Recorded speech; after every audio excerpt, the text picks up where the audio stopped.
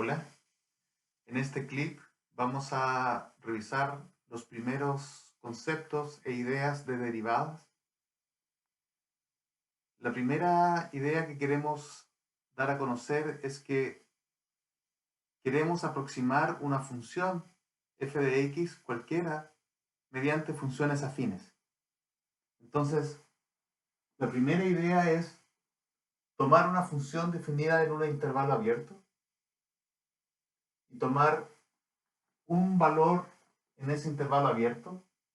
Y lo que queremos encontrar es una función de esta forma, un polinomio de grado 1 o una función afín n más mx, que sea una buena aproximación de la función en un entorno cercano a x barra.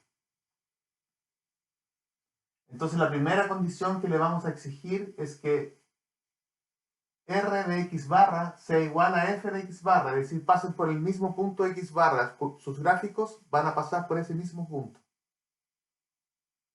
Entonces, r de x barra queda de esta forma. F de x barra más m veces x menos x barra.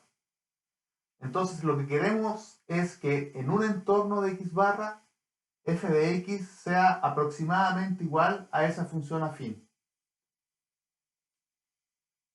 Si x no es x barra, porque para x barra coincide, entonces lo que queremos es que la pendiente de esa función afín sea este cociente.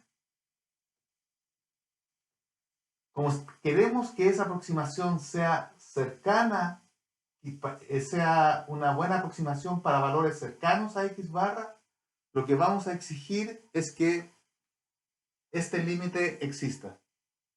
Si este límite existe, va a ser el m de aquella función que aproxima a la función f. Entonces, ¿cuál es la función afín que mejor aproxima a la función f cerca del punto x barra? Es aquella que tiene la forma f de x barra más m x menos x barra, donde m vale este límite. Sin embargo, nada asegura que ese límite exista. Entonces, aquellas funciones para las cuales ese límite existe, las vamos a destacar y las vamos a definir como funciones derivables o diferenciables. Entonces, diremos que una función f definida en un intervalo abierto es derivable en x barra si existe el límite aquel cuando x tiende a x barra. Si ese límite existe, a ese número le llamaremos la derivada de f en x barra y lo anotaremos como f' de x o de f a de x evaluado en x barra. Entonces, esa es la primera idea que tenemos de función derivable o diferenciable. La única condición es que ese límite exista. Si ese límite existe, entonces diremos que la función es derivable en el punto x barra. A continuación veremos algunas observaciones y algunos ejemplos de las funciones diferenciables.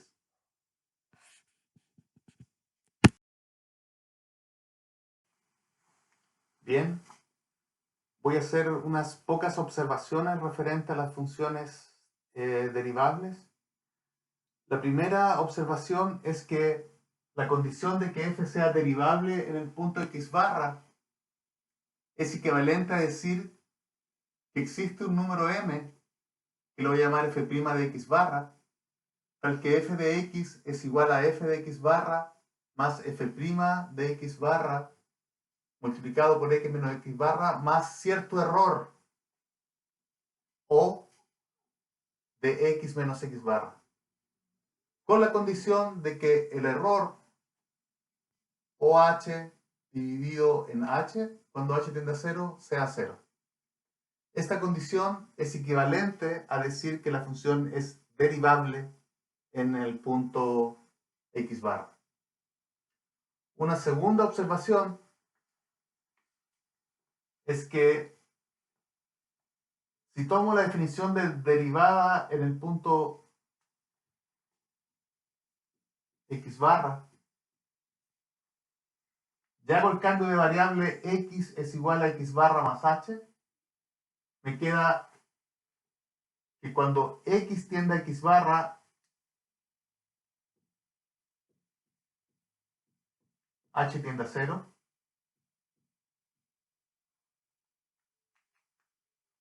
Y reemplazo acá, me queda x barra más h, menos f de x barra, y x menos x barra es h, y h tendiendo a 0. Así que la definición de derivada también se puede escribir de esta forma, que suele ser muy útil en general. Y una última observación que quiero hacer en esta parte es la siguiente. Si f es derivable en x barra, voy a calcular el límite de f de x menos f de x barra cuando x tiende a x barra. Bien, voy a multiplicar por 1, considerando x menos x barra, eso se cancela y queda exactamente lo que tenía antes. Pero esto que está aquí es un número, es la derivada de f en x barra, porque yo sé que f es derivable en x barra, así que ese límite existe. Y este límite cuando x tiende a x barra es 0. Así que me queda f' de x barra por 0, lo cual es 0. Así que quiere decir que límite de f de x menos f de x barra vale 0, que es equivalente a decir que el límite de f de x cuando x tiende a x barra es igual a f de x barra, que es la idea de continuidad. Es decir, si una función es derivable en x barra, de regalo sabemos que es continua en x barra.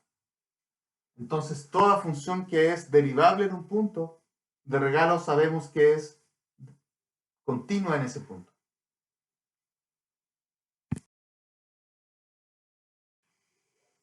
Bien, continuando con las ideas primitivas de derivadas, voy a mostrar un ejemplo de cómo calcular la derivada para algunas funciones. El primer ejemplo más o menos básico es calcular la derivada de una función afín de la forma mx más n. Entonces, f' de x barra será f de x más h, que en este caso es m de x barra más h más n, menos f de x barra, todo eso dividido en h. Yo cancelo el n con ese n, el mx con ese mx que está ahí, y solamente sobrevive mh dividido en h, que ese límite es m. Es decir, la derivada de toda función afín es la pendiente de la función afín.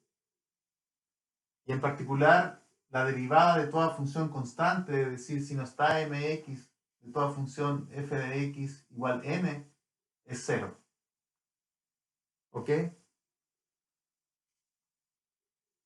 Ahora, si calculamos la derivada de la función valor absoluto, que es una función continua en todas partes, e intentamos calcular la derivada de f en 0, resulta lo siguiente. La derivada de f en 0 se calcula como el límite cuando h tiende a 0 de f de 0 más h menos f de 0 partido en h. Y ese límite es el valor absoluto de h partido por h, cuando h tiende a 0. Si yo calculo límites laterales, voy a calcular el límite lateral por la derecha, cuando h tiende a 0 por la derecha. Entonces h será un positivo, así que el valor absoluto de h vale h. Y el límite de eso vale 1. Sin embargo, cuando tiendo a 0 por la izquierda, h va a ser un negativo, así que el valor absoluto de h es menos h. Así que calculo ese límite cuando h tiende a 0 vale menos 1. Como 1 es distinto de menos 1, este límite no existe. Por lo tanto, la derivada de f no existe en 0. Entonces, hay funciones que son continuas en todas partes, pero que pueden tener puntos en los cuales la derivada no existe. Entonces, es cierto que una función derivable es continua, pero es falso al revés. Hay funciones que son continuas en un punto x barra, pero no es derivable en ese punto x barra. ¿Ok? En lo que sigue voy a mostrar ejemplos de cómo calcular la derivada para otras funciones.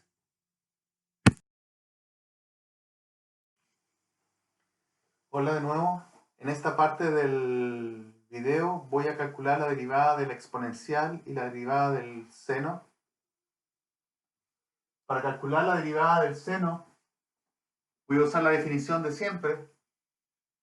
El límite cuando h tiende a 0 de seno de x barra más h menos seno de x barra dividido en h. Y voy a usar la propiedad que vimos el semestre pasado de cómo separar el seno de la suma, que resulta ser seno de x barra coseno de h más seno de h coseno de x barra, menos el seno de x barra que queda ahí abajo. Todo eso dividido en h. Voy a factorizar por seno de x barra. Me queda coseno de h menos 1 dividido en h, coseno de h menos 1 dividido en h, y seno de h partido por h por el coseno de x barra. Del semestre pasado sabemos que este límite tiende a 0 y que este límite tiende a 1. Así que la derivada del seno es el coseno de x barra para cualquier x barra en R. Y la derivada de la exponencial es el límite cuando h tiende a 0 de la exponencial de x barra más h menos la exponencial de x barra dividido en h. La exponencial de la suma es el producto de las exponenciales, así que resulta la exponencial de x barra por la exponencial de h. Menos la exponencial de x barra, todo eso dividido en h. Si factorizamos por la exponencial de x barra, nos queda exponencial de h menos 1 dividido en h, que también del semestre pasado sabemos que ese límite tiende a 1. Así que la derivada de la exponencial es ella misma. Y eso también es válido para cualquier x barra en R. De hecho, podemos demostrar, lo haremos muy pronto, que salvo constantes, la exponencial es la única función diferenciable tal que su derivada es ella misma. No hay otra. Cualquier otra es de la forma k veces la exponencial. Bien, en otro video veremos cómo calcular las derivadas de funciones sin tener que recurrir a la definición, sino que reglas más generales de derivadas como sumas, productos, cocientes, restas de funciones y composición de funciones sin tener que recurrir a la definición. Entonces, de lo que se trata es, calculamos las derivadas de algunas usando la definición original y luego, mediante operaciones algebraicas y composición de funciones, podemos derivar otras funciones sin tener que recurrir a la definición. Eso lo veremos en el siguiente video.